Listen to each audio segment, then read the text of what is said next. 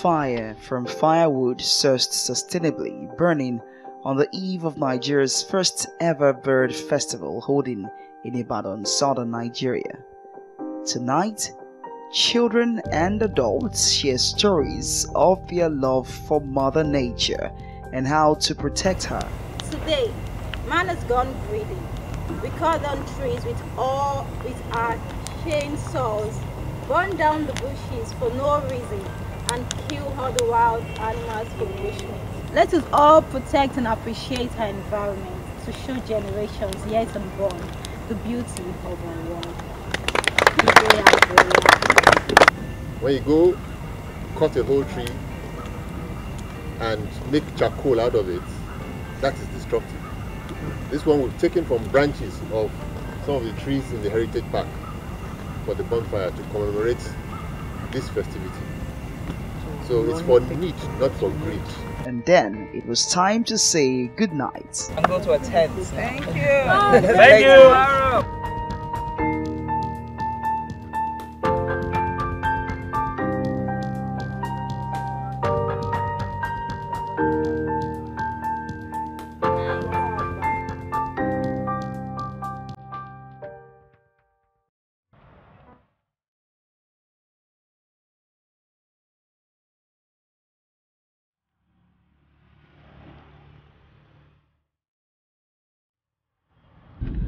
It's a dusty ride and we're going to identify some birds here.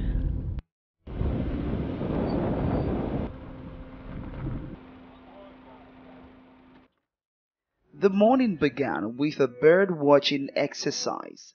With binoculars in hand, we set out to find some African birds thriving in their natural habitats.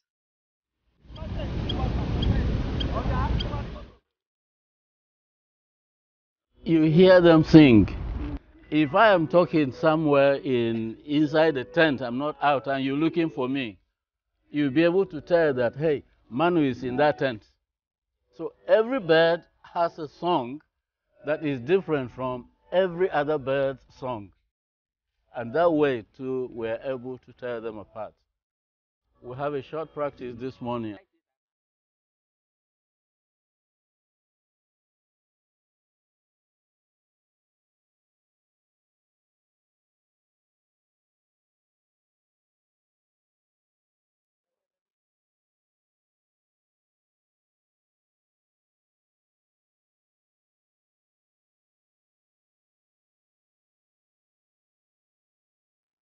A general saying that catch them young.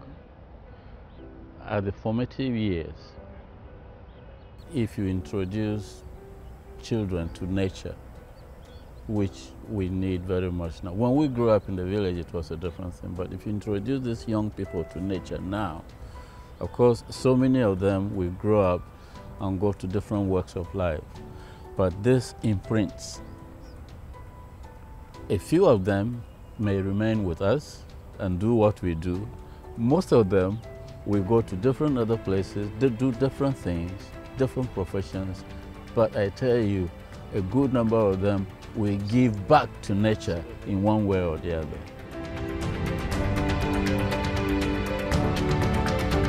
They're all white from here, but when we took a closer look, you realized that some of them, one of them particularly, had a black bill, but yellow feet. Legs are black, but the feet are yellow.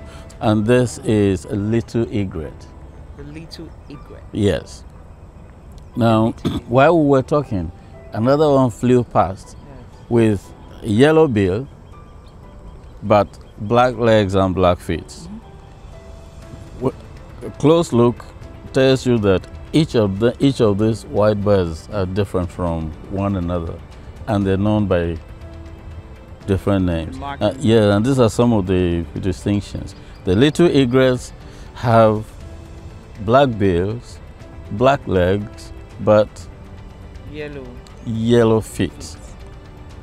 The intermediate egret has yellow bill, not black, but has black legs and black feet. Yes. Among the white birds, the egrets there, there's a sort of brownish yes, bread in absolutely. between them.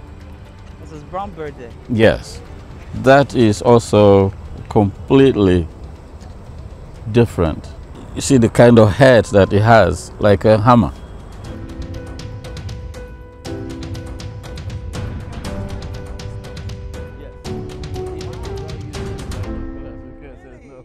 So we're seeing lots of these birds here. It means that the ecosystem is perfect for them. Yeah, it is. You see there's quite some surrounding vegetation, and loads of insects breed in this vegetation. And they come in here, they're finding insects, and whoever is around here is minding their business. They're not throwing stones on the birds, they're not trapping them, so they feel very safe here. They find food, they find cover, they can take off and quickly get away from our reach if we get too close. But then they're coming back here because they're finding food. And they're also important for the ecosystem. Oh, they're fantastic. They're fantastic because they're picking insects. People say that birds feed on our crops, which is true. But I want to say that this place that has been flooded now, at the moment one of the fields is being flooded because they're going to plant rice there, was all covered in this vegetation. And this vegetation is producing wild seeds and fruits for insects and birds. They control pests for agriculture.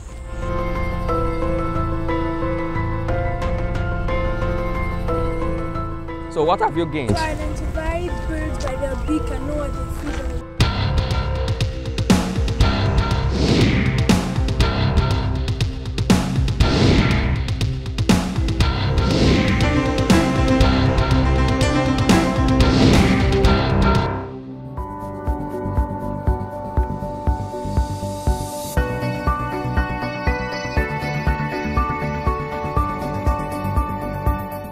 The festival, organized by the International Institute of Tropical Agriculture, also had an exhibition of green projects and ideas. All products are from waste. Waste is not waste. But so far you are still willing to explore it. You can still keep using it. And even the waste from waste can still be reused. So waste is in the mind.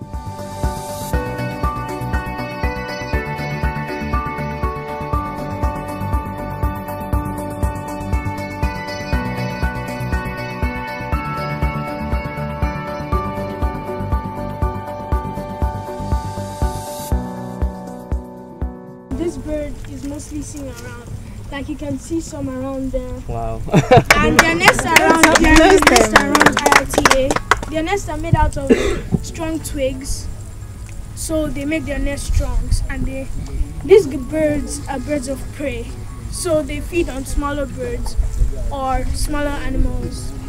So the name for these birds, they are smaller, the younger ones look like black kites.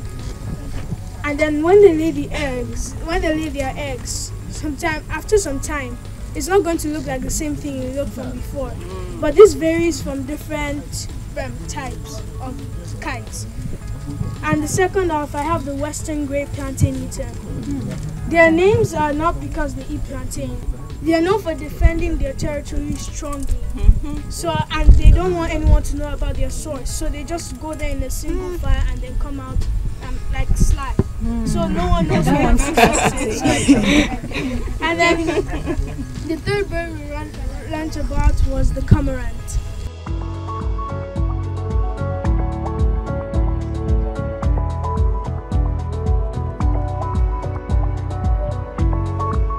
There are two black birds. One named Peter, one named Paul. Fly away, Peter, fly away, Paul. Come back, Peter, come back, Paul. Come back, two little birds, and sit on the wall.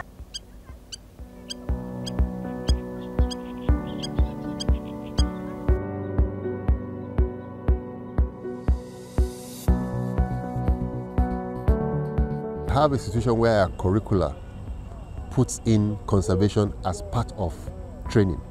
We have architects, we have town planners, very good at their jobs, but because they lack the conservation or environmental aspects or training, they don't factor it into their designs. But it's not too late. We're having a situation where water is coming back. So these areas should be left to be, say, recolonized by water, and then some of the structures redesigned to serve as sit-outs, and if outright demolition, so that we can have nature back. Conservation education is one of the things that's missing in our educational curriculum in this country, and to have people who are passionate about the environment being invited to teach the next generation is a plus to conservation. So I can clearly say that the future is not lost. And bird sound at old age is very comforting. But as at now, for young children or young people to be able to live with nature is one of the best gifts you can give yourself. And for parents, it's a good gift to give your children, because when you are in tune with nature, your senses are keener. Unlike when we hear electronic sounds which are noisy, bird sounds, they are in tune, and to me, being able to identify them and tell the difference in birds singing is refreshing.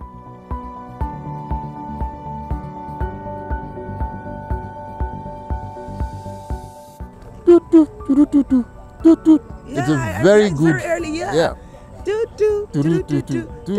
And it's one of the birds that calls its name. I am a red-eyed dove. I am a red-eyed dove. Did you hear that? I am a red-eyed dove. Urbanization and hunting are driving many African bird species into extinction. Experts say we must conserve our ecosystem for a planet in harmony.